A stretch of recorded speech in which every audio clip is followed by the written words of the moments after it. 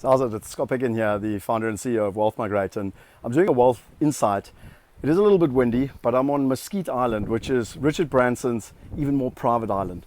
So you can actually see there in the background, behind me there, that island wherever my finger's pointing. That's actually Necker Island.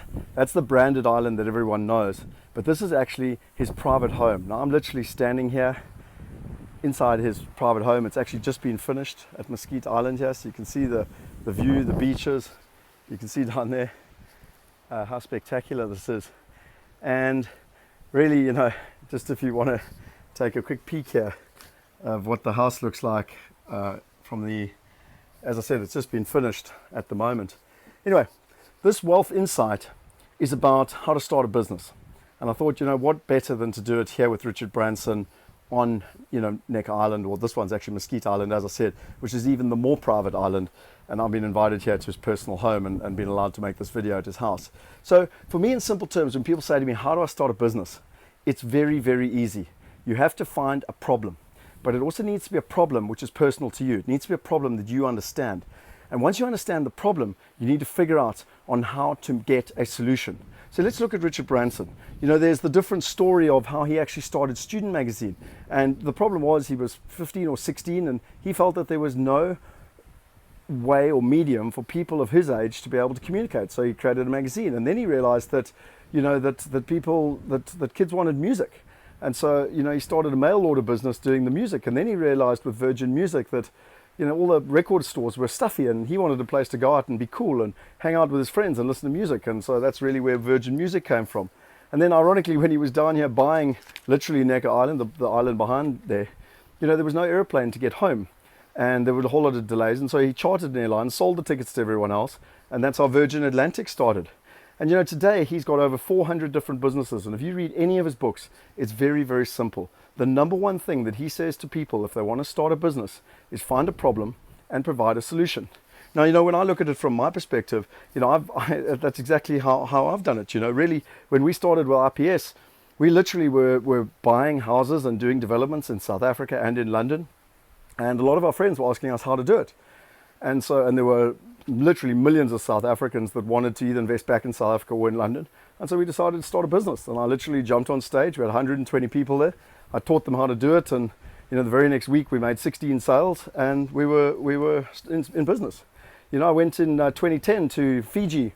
I spent a week with Tony Robbins. He had this incredible set called Business Mastery. And I asked them, well, where is this available? And they said Australia, in England, in America. And to be fair, you know, I had a problem because I went all the way to the course. It cost me $50,000 to go on the course. But the problem was I didn't have the information to be able to take back so that my team could learn. And so they created this DVD course, and it wasn't in South Africa. And to be honest, it was a problem for me, but I knew that if it was a problem for only me, it was a problem for every business in South Africa. And so I got the rights for Tony Robbins to bring Business Mastery to Africa. And then I got another problem. You know, I realized that the Business Mastery course, which was sold in US dollars, was like trying to sell first class tickets on an airplane when people didn't even know they necessarily want to fly. So then I created W Sales, which ultimately was the economy class of flying. And, you know, I've trained some of the biggest companies in South Africa in terms of all the different skills and sets. And the whole idea was that it was an economy class. And then when you wanted to go and do your masters, you know, we had the Business Mastery basically. And so again, solving a problem created my third business. The next one was Migrate. So, you know, with IPS, we've helped over 2,400 people invest overseas in the last 12 years. But we found that there was a massive problem because you needed $1 million or more, $100,000 or more to be able to invest in London or in Australia. And that's even with 70% mortgages. And yet there were so many people that didn't have that amount of money, or they didn't like residential. They wanted to go into commercial, but they didn't have enough money to go into commercial. And then we had Lehman Brothers go bankrupt, and there was massive opportunity, you know, specifically then in London, but you needed 10 million pounds. And again, no one had that sort of money. So, you know, we formed Migrate, which was ultimately the collective buying power of people coming together using a platform to safely, in a trustworthy and transparent manner, be able to invest, and ultimately be able to invest overseas and also to be able to invest in commercial property. And, you know, as you know, that's working really well. And then we had to actually form the Global Wealth Group, which was my fifth business, because now we had all these multiple businesses, but we needed to be able to bring them together. And again, I idolized Richard Branson and what he's done with Virgin. And for me, the Global Wealth Group was bringing all our different brands together so that they could coexist in an ecosystem and effectively work together. And that then, we realized another massive problem, which, that people in South Africa have a huge need. They don't trust their government. They want wealth preservation. They want a plan B. They want peace of mind. They want to be able to invest overseas. So that, for all those reasons I mentioned, and so their kids can possibly, go to university overseas one day. And then I went to China, and I realized that, for the 500,000 or maybe 1 million people in South Africa that really have that problem, there's 300 million in China. And so with the Global Wealth Group, we expanded into China and provided the solution. And I mean, last year, $400 billion left just China to invest in Australia, England, or America in property. But again, they don't have a solution. They don't have a trustworthy, transparent platform, and specifically through their mobile phone. And so we're building it for them because the need is clearly there. We have experience of the problem, and now it's just about finding the solution, or providing the solution. So, really from my perspective, the last one I would say is more on the charitable side. We've got a massive problem in South Africa with our children growing up and ultimately being trained to go to university and to get a job in the corporate world, and then they can't get any jobs. And to be fair, it's not just in South Africa, it's all over the world. The problem is that children need to be trained in entrepreneurship. And I came across a thing called Lemonade Day in America, and it teaches a child how to learn about entrepreneurship and how to run a business from the age of 8 to 16 by running a Lemonade Day stand. And it was so amazing and so well done. 250,000 children backed by Google for entrepreneurs. I met the founder of it, absolutely amazing man. I flew all the way to America and I said, listen, you have the McDonald's. I mean, the system's there, everything's set up. Can I take it to Africa? And they said no. And I was like, well, why not?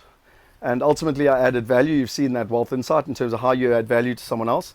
And now we've got Lemonade Day in South Africa, lemonadeday.co.za. And we again are solving a problem. I believe that if we want to live in South Africa and Africa, we have to empower the children. It is the only thing which will set us up for a sustainable future. And I believe that by teaching a child entrepreneurship, you're giving them only two things. You're teaching them self-belief, which is probably the most important thing that you can teach anyone. And the second thing, and the most important thing, is that once you've learned how to make $1, $1, £1, no one can ever control you. No government, no school, no university, no country.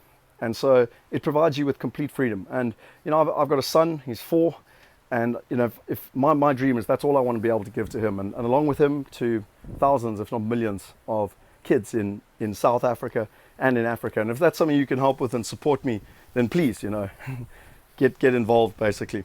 So I'm just looking here at my notes. It's quite a long wealth insight, but everyone wants to know how to start a business. Find a problem you understand, and then provide a solution. And most importantly, add value to both sides. So when we were taking developers or developments from South Africa to London, we were adding massive value, not only to the clients who had the problem in London that were wanting to invest in South Africa, but also to the developers that wanted to reach all the expats, the 1.1 million expats in London.